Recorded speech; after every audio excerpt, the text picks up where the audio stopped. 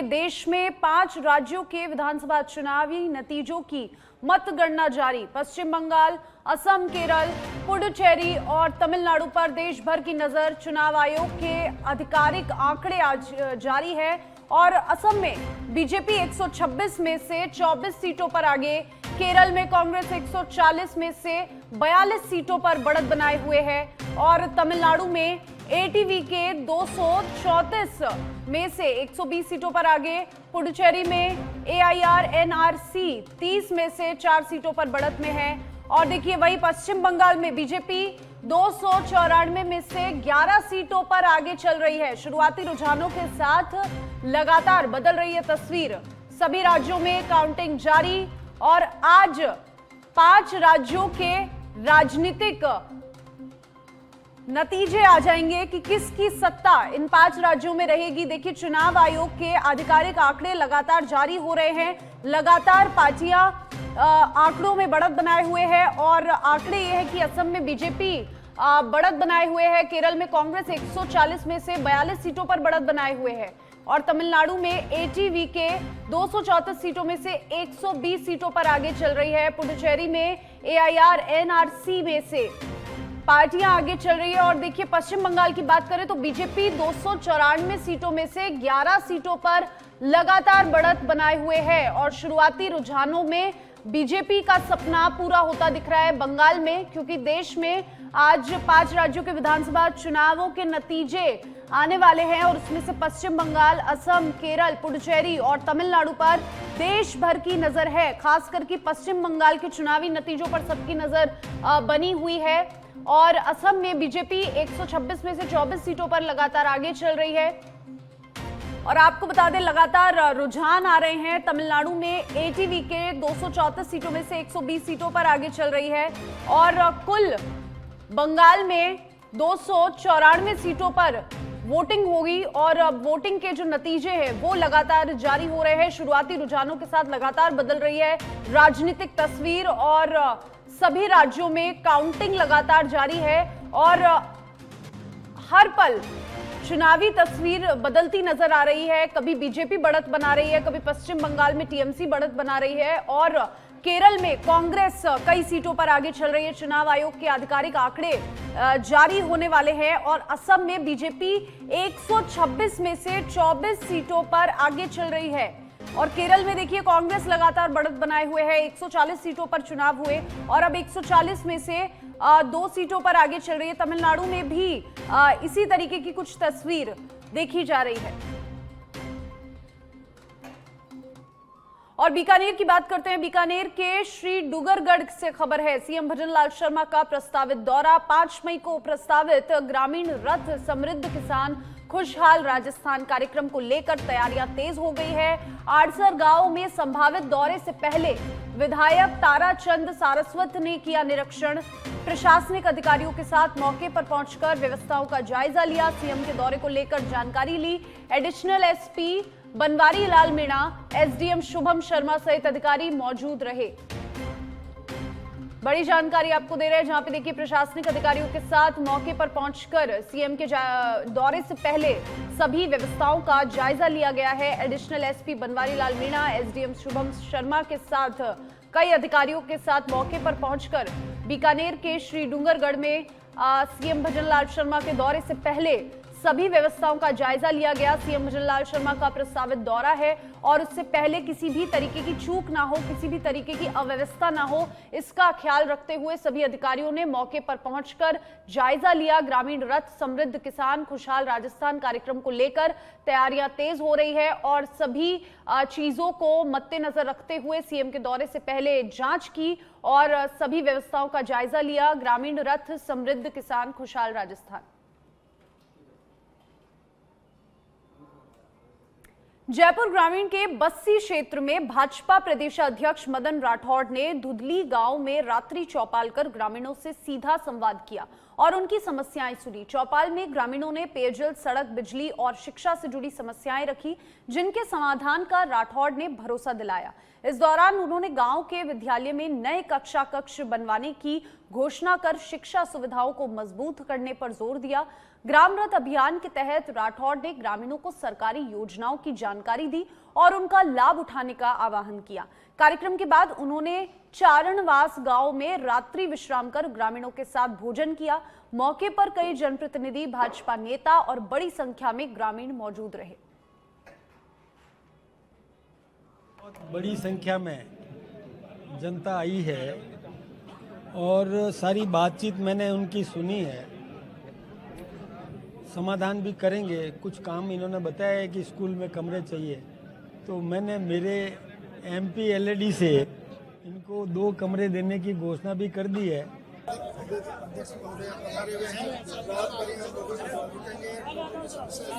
समाधान करेंगे। पहली बार देखने को मिल रहे हैं। प्रदेश अध्यक्ष यहाँ गांव के स्तर पर आकर के रात्रि विश्राम कर रहे हैं, ये बहुत बड़ी बात है। यहाँ के इन्होंने आकर के हमें बहुत राज्य सरकार की स्कीमों के बारे में अवगत कराया है। जो भी विकास कार्य चल रहे हैं उनके बारे में अच्छी तरह से सबको परिचित कराया है। ग्राम रथ अभियान जिसका शुभारंभ 27 अप्रैल को हुआ, उसके तहत आज ग्राम पंचायत गोधली के अंदर ग्राम रथ आया है और उसी के साथ रात्रि चौपाल का भी आयोजन है, जिसमें सभी विभागों के अधिकारी एवं कर्मचारी यहाँ पे हैं, आमजन यहाँ पे है, जनप्रतिनिधि। अब उदयपुर से खबर है। बड़गांव थाना क्षेत्र में पैंथर का आतंक। उपली बड़ी गांव में महिला पर देर रात हमला किया। घर के बाहर सो रही महिला को बनाया निशाना। घायल अवस्था में MB हॉस्पिटल पहुंचाया गया और गांव में दहशत का माहौल है। पहले भी खेत पर सो रहे किसान पर हुआ था हमला।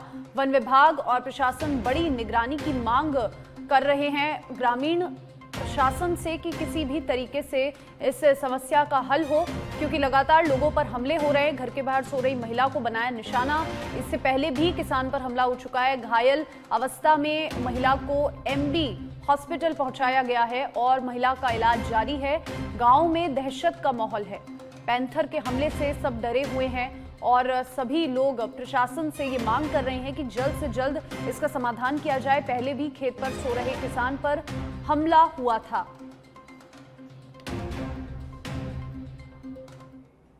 और अब जयपुर से खबर है। SI भर्ती 2021 मामले में आज सुप्रीम कोर्ट में सुनवाई पर अभ्यर्थियों और सरकार की नजरें टिकी हुई है। राजस्थान हाईकोर्ट के फैसले को दी गई चुनौती। भर्ती रद्द आदेश के खिलाफ SLP पर होगी सुनवाई और न्यायमूर्ति दीपांकर दत्ता और सतीश चंद्र शर्मा की पीठ करेगी सुनवाई। दोनों पक्षों की दलीलों पर रहेगी खास नजर। आज की कार्यवाही से बड़े संकेत मिलने की उम्मीद जताई जा रही है। आज राजस्थान हाईकोर्ट के फैसले पर सभी की निगाहें टिकी हुई है। भर्ती रद्द आदेश के खिलाफ SLP पर आज सुनवाई होगी राजस्थान हाईकोर्ट में और SI भर्ती 2021 से जुड़ा ये मामला न्यायमूर्ति दीपांकर दत्ता और सतीश चंद्र शर्मा की पीठ आज इस मामले पर सुनवाई करेगी। दोनों पक्षों की दलीलों को सुना जाएगा और किस तरीके के मुद्दे जो है वो दोनों पक्षों से उठाए जाएंगे। और देखिए, आज की कार्रवाई से बड़े संकेत मिलने की उम्मीद है। जयपुर से ये खबर आपको बता रहे हैं। इस वक्त की बड़ी खबर SI भर्ती 2021 मामले से जुड़ा ये पूरा प्रकरण और आज सुप्रीम कोर्ट में इस मामले को लेकर सुनवाई होगी और मामले पर दोनों पक्ष जो है वो अपनी अपनी बात रखेंगे। सुनवाई पर अभ्यर्थियों और सरकार दोनों की नजरें टिकी हुई है कि आज क्या फैसला आएगा, किस तरीके का डिसीजन आज आ सकता है। इस भर्ती पर राजस्थान हाईकोर्ट के फैसले को चुनौती दी है। और देखिए, इसी खबर पर हमारे साथ कुणाल, हमारे संवाददाता, फोन लाइन पर जुड़ चुके हैं। कुणाल, SI भर्ती 2021 से जुड़ा ये पूरा प्रकरण और आज फिलहाल किस तरीके का फैसला इस पर आ सकता है, सभी की निगाहें टिकी हुई है, क्या कुछ पूरी जानकारी? देखिए, आपको बता दें कि सब इंस्पेक्टर भर्ती 2021 लगातार विवादों में रही। इस पूरे मामले में जांच कमेटी ने अपनी रिपोर्ट दी। एकल पीठ ने इस भर्ती को रद्द कर दिया। उसके बाद कल पीठ के फैसले के खिलाफ डबल बेंच में जो है चयनित थानेदार हैं वो गए थे। लेकिन जो डबल बेंच है उसने भी इस भर्ती को रद्द कर दिया। ऐसे में अब इस भर्ती में एचएलपी सुप्रीम कोर्ट में दायर की गई है। पिछली कई एचएलपी को जो है मर्ज यहाँ पर करने के बाद आज एक बार पुनः इस मामले में सुप्रीम कोर्ट में सुनवाई होगी और सुनवाई में कुछ महत्वपूर्ण जो है देखा जा सकता है, क्योंकि जिस तरह से इस पूरे मामले में जो है दोनों पक्षों की तरफ दलील दी जा रही थी। एक पक्ष कह रहा था भर्ती को रद्द करो, एक पक्ष कह रहा था भर्ती को यथावत रखो, सभी थानेदार फर्जी नहीं है। ऐसे में डबल बेंच ने जो तमाम तथ्य हैं उनको मद्देनजर रखते हुए सिंगल बेंच के फैसले को जो है बरकरार यहाँ पर रखा है। और अब आज की जो सुनवाई है उसमें कुछ भर्ती के भविष्य को लेकर कुछ बड़े संकेत मिल सकते हैं। ऐसे में सभी की निगाहें हैं जो सुप्रीम कोर्ट पर है। इसमें आपको बता दें कि न्यायमूर्ति दीपांकर दत्ता और सतीश चंद्र शर्मा की पीठ में ये जो महत्वपूर्ण सुनवाई है वो होने चाहिए। शुक्रिया आपका कुणाल तमाम जानकारी के लिए।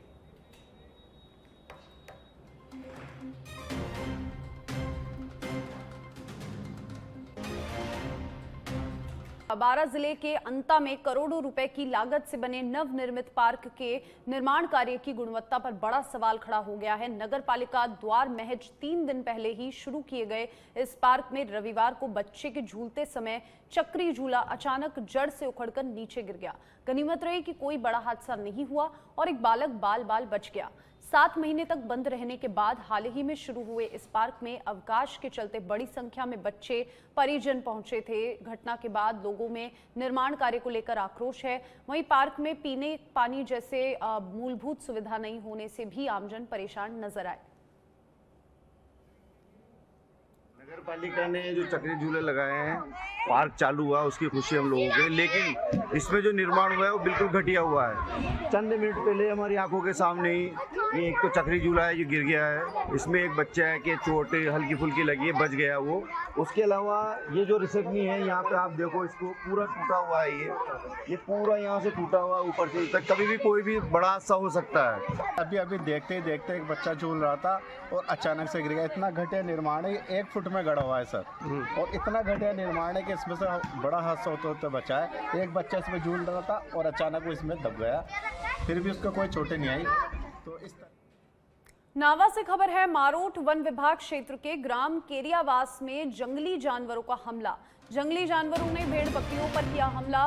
बीती रात की बताई जा रही है घटना। हमले के दौरान लगभग 10 भेड़ों की हुई मौत। रामकरण गुर्जर के बाड़े में बंधी थी भेड़ और बकरियां, लाखों का हुआ नुकसान।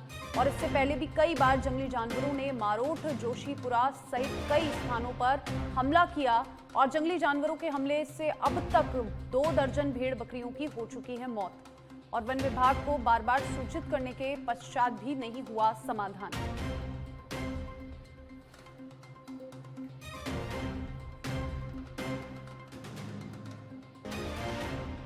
तो देखिए, लगातार लाखों का नुकसान यहाँ पर लोग झेल रहे हैं। इससे पहले भी कई बार जंगली जानवरों ने मारोट, जोशीपुरा सहित कई स्थानों पर हमला किया और अब जंगली जानवर लगातार हमले कर रहे हैं। वन विभाग को बार बार सूचित करने के बाद भी कोई भी समाधान नहीं हुआ। और ये तस्वीरें जहां पर जंगली जानवरों का हमला भेड़ बकरियों पर लगातार जारी है। नावा से ये तस्वीरें आई। जंगली जानवरों ने आतंक मचा रखा है। बीती रात बताई जा रही है घटना जहां पर भेड़ बकरियों पर हमला कर जंगली जानवर भागे। हमले के दौरान लगभग 10 भेड़ों की मौत हुई और इससे कई लोगों को नुकसान उठाना पड़ा। केरियावास में जंगली जानवरों का हमला लगातार जारी है। बांसवाड़ा जिले के गढ़ी थाना क्षेत्र के मादुलदा गांव में शिक्षक डूंगर लाल यादव का शव मिलने से इलाके में सनसनी फैल गई। सूचना मिलते ही पुलिस मौके पर पहुंची और जांच शुरू की। परिजनों ने मौत को हत्या बताते हुए निष्पक्ष जांच की मांग को लेकर धरना शुरू कर दिया।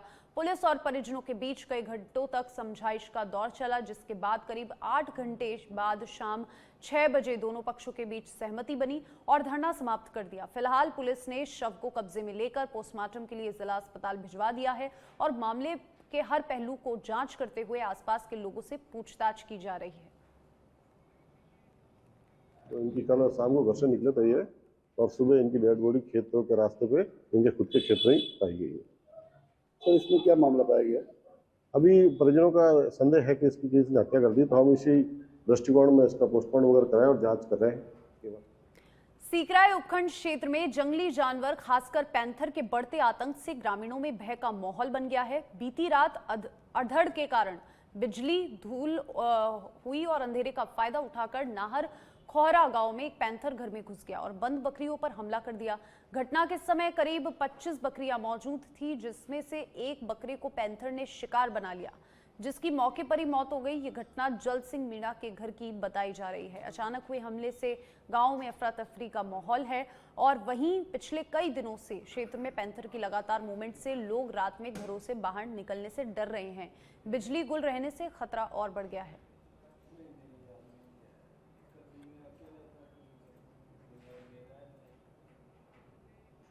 दौसा जिले के लालसोट क्षेत्र में चर्चित हिस्ट्री शीटर हत्याकांड के आरोपियों को पुलिस ने मुठभेड़ के बाद गिरफ्तार कर लिया।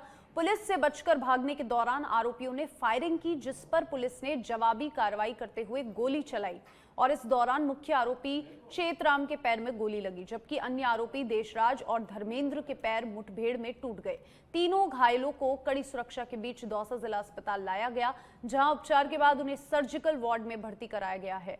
उल्लेखनीय है कि करीब 20 दिन पहले हिस्ट्री शीटर धर्मेंद्र मीणा की एक रेस्टोरेंट के बाहर फायरिंग कर हत्या कर दी गई थी, जिसके बाद से पुलिस आरोपियों की तलाश में जुटी हुई है।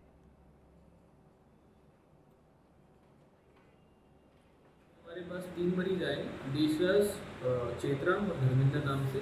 इन लोगों को लालसोट पुलिस अपने पास यहाँ लेके आई। किसी फायरिंग के मामले में ये लोग आरोपी हुए थे साबित, या फिर पुलिस के पास आए थे। हमारे पास ये प्राथमिक उपचार इनका किया है हमने। वाइटली स्टेबल हैं ये तीनों और हमें फ्रैक्चर का रिस्क लग रहा था, तो हमने एक्सरे करवाया तीनों का। आगे की कार्रवाई उचित जैसे भी ठीक लगेगा हमें ट्रीटमेंट एडवाइस के हिसाब से भी भर्ती। और अब जयपुर से खबर है, एसआई भर्ती 2021 मामले में आज सुप्रीम कोर्ट में सुनवाई। अहम सुनवाई पर टिकी सबकी नजरें। राजस्थान हाईकोर्ट के फैसले को दी गई चुनौती। भर्ती रद्द करने के आदेश के खिलाफ एसएलपी पर सुनवाई होगी। सुनवाई न्यायमूर्ति दीपांकर दत्ता और सतीश चंद्र शर्मा के पीठ से होगी। दोनों पक्षों की दलीलों पर रहेगी नजर और आज की सुनवाई से मिल सकते हैं बड़े संकेत। तो देखिए, एसआई भर्ती 2021 प्रकरण से जुड़ा ये पूरा मामला, राजस्थान हाईकोर्ट के फैसले को आज सुप्रीम कोर्ट में जो चुनौती दी थी उस पर फैसला आएगा। भर्ती रद्द करने के आदेश के खिलाफ एसएलपी पर सुनवाई होगी और दोनों पक्ष अपना अपना मुद्दा रखेंगे। सुनवाई न्यायमूर्ति दीपांकर दत्ता और सतीश चंद्र शर्मा की पीठ करेंगी और इस सुनवाई पर आज सबकी निगाहें टिकी हुई है। दोनों पक्षों की दलीलों पर रहेगी आज नजर।